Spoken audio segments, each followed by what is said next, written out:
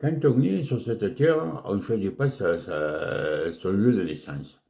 Bon, je serais né en Asie, je serais peut-être bouddhiste, je serais né dans un pays arabe, je serais musulman, je suis né à Marseille, hein, et un pays catholique, mais moi, tout ça, je ne peux pas, bon, hein, d'accord. Et puis, je suis né d'une famille, comme tout le monde.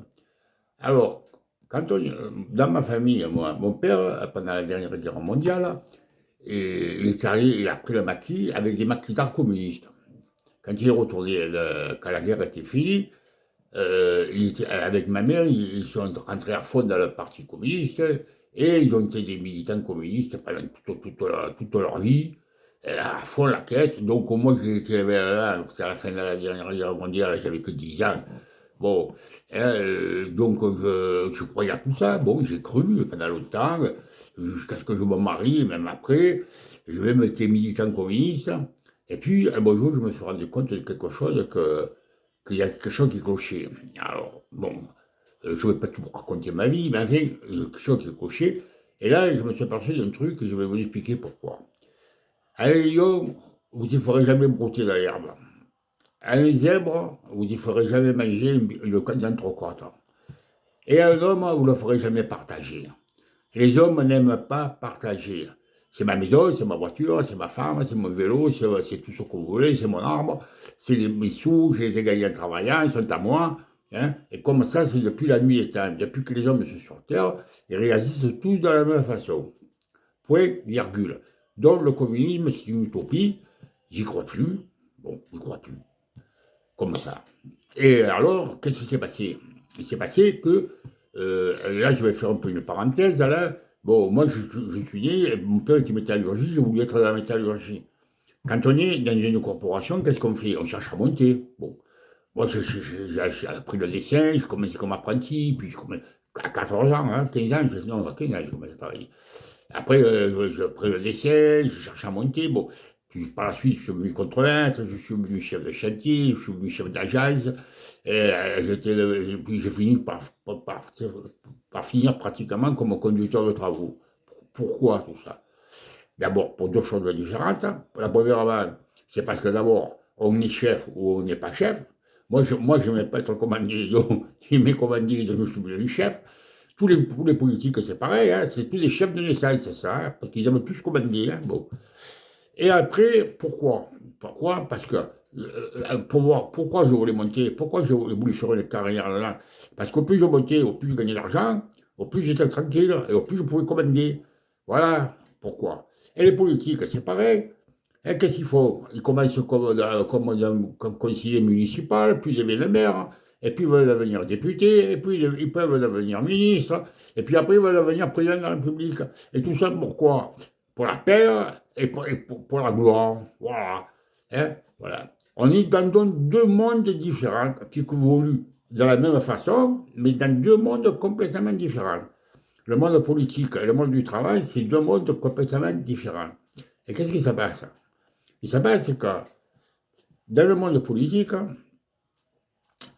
les partis de droite, hein, ils viennent surtout de personnes, des personnes aisées qui n'ont jamais souffert de rien, que leurs parents les envoyaient dans les grandes écoles.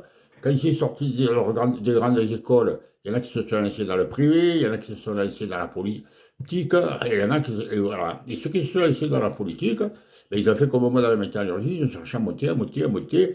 Et puis, héros, il y en a qui ont beaucoup de chance. Par exemple, pour dire Darmanin, il sort de l'école, il se retrouve ministre de l'Intérieur, enfin, ministre de la police, là, voilà, voilà. Et avec un salaire de presque 10 000 € par mois. Hein. Plus c'est ça, qu'est-ce que je dis? Bon, 10 000 € par mois, oui, oui, à peu près. Pour, hein, tu parles, la vie est belle, quoi. Hein, voilà, hein, c'est parfait, ça. Bon, j'aurais bien fait de me laisser dans la politique, comme moi. Au lieu d'avoir une retraite de 1 900 € comme j'ai, j'aurais peut-être une retraite de 10 000 € comme eux. 8 à 10 000 €, ils n'ont jamais travaillé dans leur vie, ils n'ont jamais rien fait, mais ils ont pas une retraite de 8 à 10 000 €. Hein. D'accord? Voilà.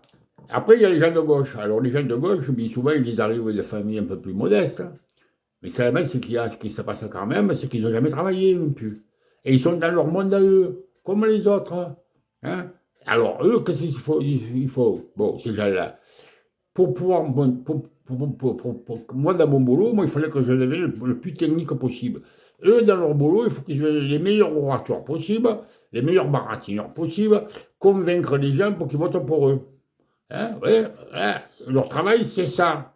Et pour ça, ils te racontent n'importe quoi. Ils te jouent du pipeau toute l'année, hein, ils te jouent du violon, ils te jouent tout ce qu'on veut pour que tu ailles voter pour eux. D'accord? Bon. Mais est-ce que c'est crédible ce qu'ils disent? Alors là, c'est une autre histoire. Parce que moi, comme j'ai toujours été de gauche, je vais vous dire une chose.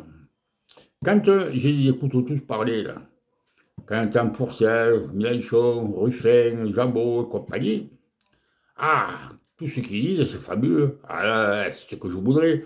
Des hôpitaux qui fonctionnent, retrouver de la liberté à tout va, parce qu'on est en pleine dictature, hein.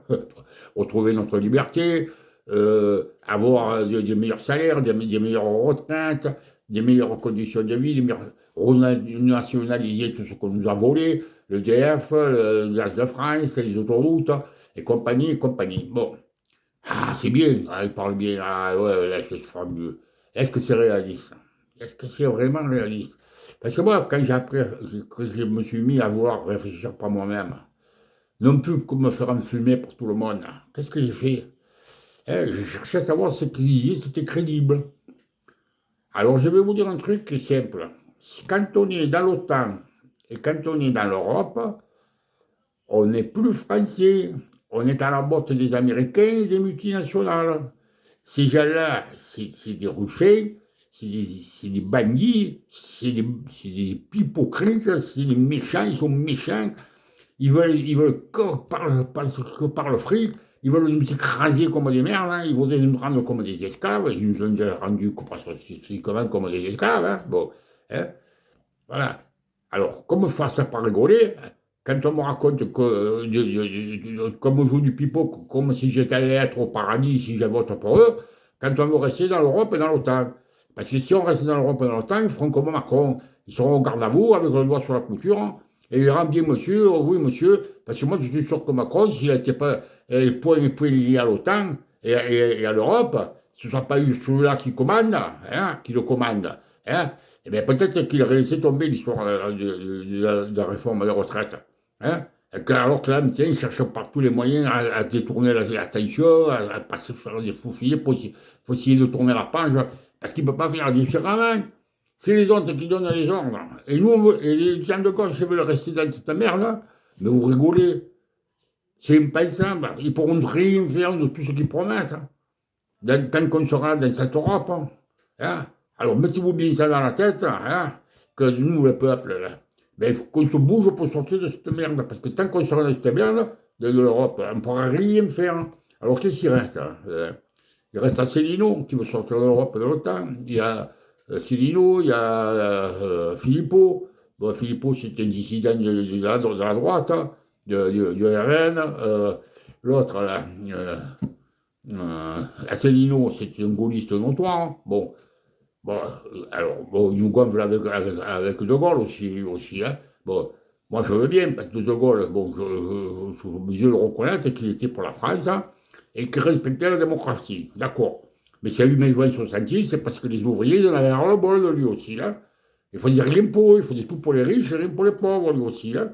Alors qu'il me gonfle pas un peu toujours avec le grand bon Dieu De Gaulle, là, hein, parce que c'est bien gentil, leur De Gaulle. Mais qu'est-ce qu'il a fait? Il a fait comme les autres, hein, il a écrasé le peuple, hein, voilà, hein, point virgule. Hein. Ah, il était fier, hein, et il était correct, hein. On n'a plus voulu de lui, il a démissionné. Ce qui ne fait pas Macron, parce que c'est un petit merdeux lui aussi, c'est tout, hein, voilà. Il a peur. Et puis on lui dit de rester un plus. Je suis sûr qu'on est dans les ordres, ne te pars pas. Reste là. Il reste. Voilà. Alors voilà où on en est dans ce pays. J'espère que le peuple, peut-être un jour, il se réveillera complètement, parce que là, il a commencé un peu à se réveiller, ça m'a fait plaisir, ça me fait un peu chaud au cœur, hein, parce qu'il passe de la botte de tous, là, hein, parce que s'il n'y avait pas eu le peuple qui se rebiffe comme on se rebiffe en ce moment, là, c'est pas ni les partis de gauche, ni les syndicats qui auraient fait bouger la merde, hein, moi je vous le dis. Parce que eux aussi, hein, ils n'ont pas fait grand-chose depuis ces dernières années, Parce que, en fait, c'est toujours pareil. Bon, on critique Macron, d'accord? Mais qui c'est qui l'a fait élire Macron? C'est les gens de gauche encore, faut déconner. Oh, faut pas rigoler. C'est eux qu'on peut appeler à voter Macron, hein, à la dernière élection. Alors qu'ils me fassent pas rigoler aussi, hein. Qu'ils restent un peu plus modestes hein, dans leur façon de dire, de critiquer Macron, là, hein, parce que c'est eux qui l'ont mis en place. Hein. Bon, voilà, alors c'est tout ce que je pouvais vous dire. Qu'est-ce que vous voulez que je vous dise de plus, moi? Voilà, je vous ai fait un petit peu, vous dis un peu ce que j'ai sur le cœur en ce moment, c'est tout. Je vous dis un peu mon sac. Tout ce genre d'abrutis, je ne peux plus en dire. Allez, ciao, bonne soirée.